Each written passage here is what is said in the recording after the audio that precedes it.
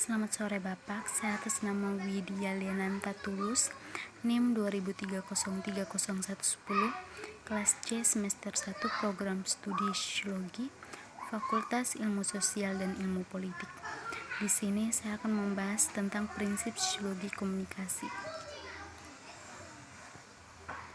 Yang pertama, sosiologi.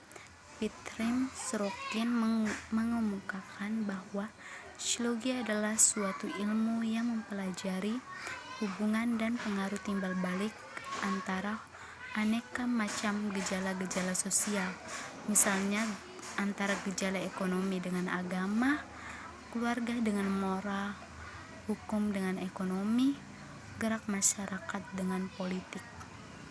Hubungan dengan pengaruh timbal balik antara gejala sosial dan gejala non-sosial, misalnya gejala geografis dan biologis. Yang kedua, community atau masyarakat. Menurut Ralph Linton, masyarakat merupakan sekelompok manusia yang telah hidup dan bekerja sama cukup lama, sehingga mereka dapat mengatur diri mereka dan menganggap diri mereka sebagai suatu kesatuan sosial dengan batas-batas yang dirumuskan dengan jelas. Yang ketiga, teknologi telematika.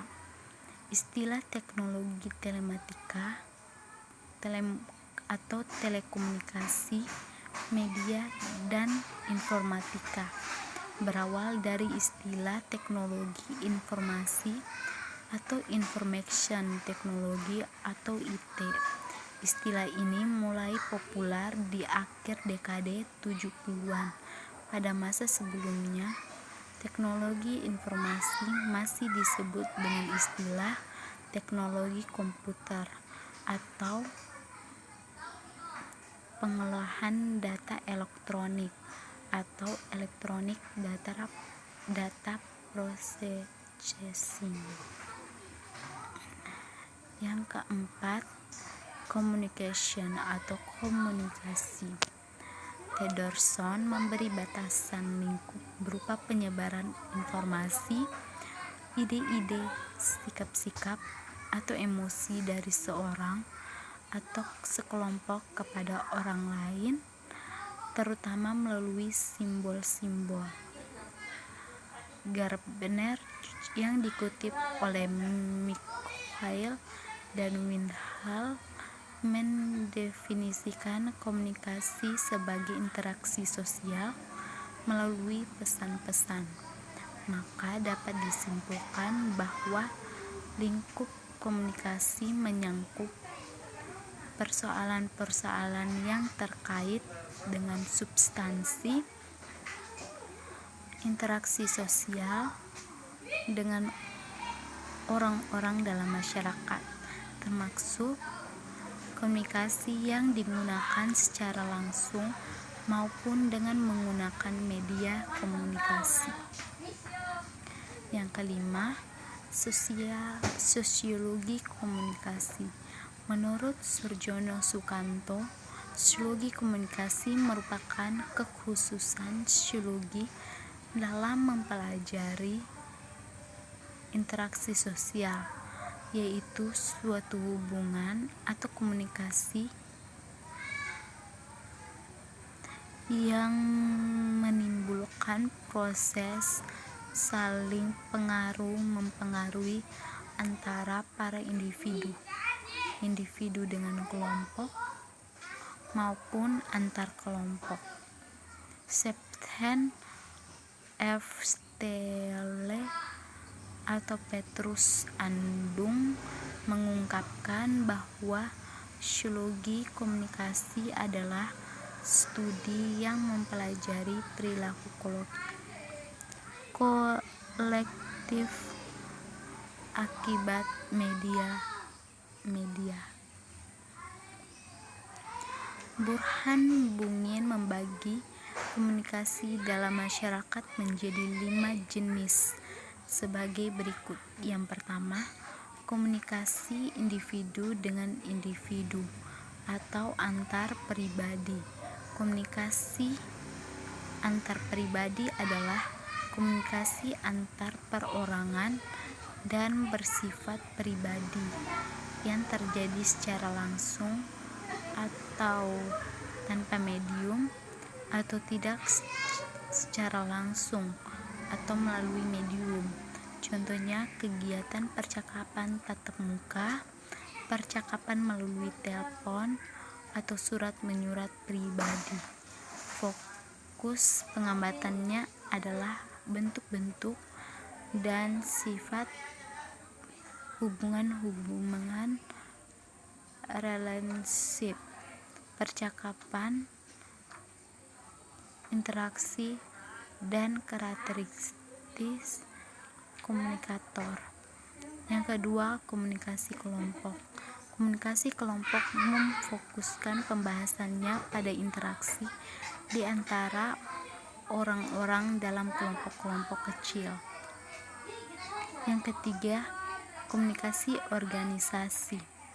Komunikasi menunjuk pada pola dan bentuk komunikasi yang terjadi dalam konteks dan jaringan organisasi. Komunikasi organisasi melibatkan bentuk-bentuk komunikasi antar pribadi dan komunikasi kelompok. Pembahasannya meliputi struktur dan fungsi organisasi, hubungan antar manusia, komunikasi dan proses pengorganisasian, serta kebudayaan organisasi. Yang keempat, komunikasi sosial. Menurut Astrid, adalah salah satu bentuk komunikasi yang lebih intensif. Komunikasi terjadi secara langsung antara komunikator dengan komunikan, sehingga situasi komunikasi berlangsung dua arah dan lebih diarahkan kepada pencapaian suatu integrasi sosial.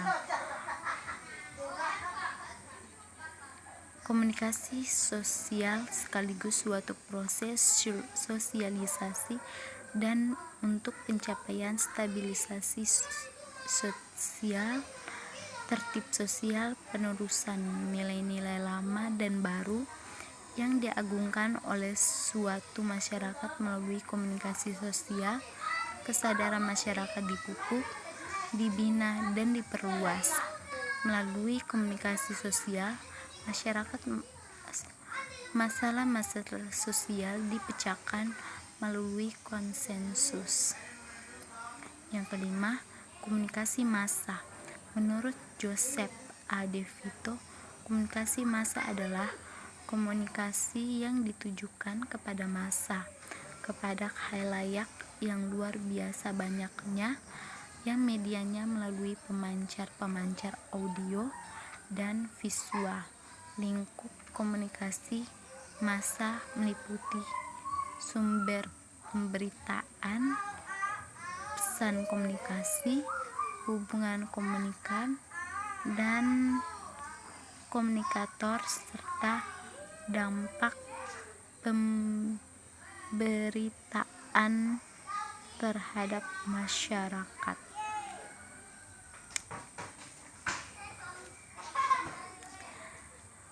(2.4) Objek sosiologi komunikasi.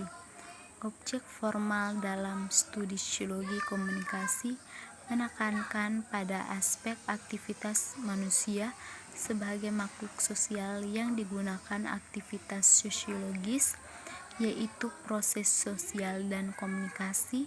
Aspek ini merupakan aspek dominan dan dalam kehidupan bersama orang lain. Aspek lainnya adalah telematika dan realitasnya.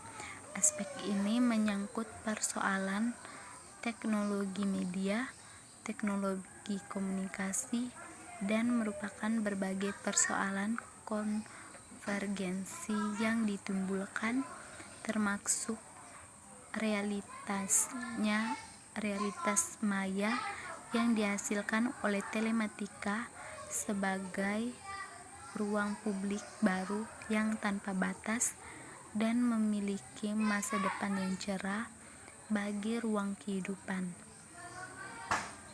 Sebaliknya, perkembangan telematika dan aspek-aspeknya serta pengaruhnya terhadap perkembangan media massa memberikan efek yang luar biasa pada masyarakat.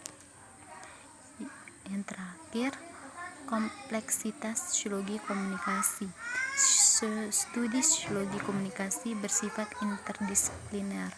Artinya, psikologi tidak saja membatasi diri pada persoalan komunikan dan selak-beluknya, tetapi juga membuka diri pada kontribusi disiplin ilmu lainnya seiring dengan perkembangan masyarakat dan kemajuan zaman, karena bersentuhan langsung dengan berbagai disiplin ilmu, maka studi psikologi komunikasi menjadi rumit dan kompleks.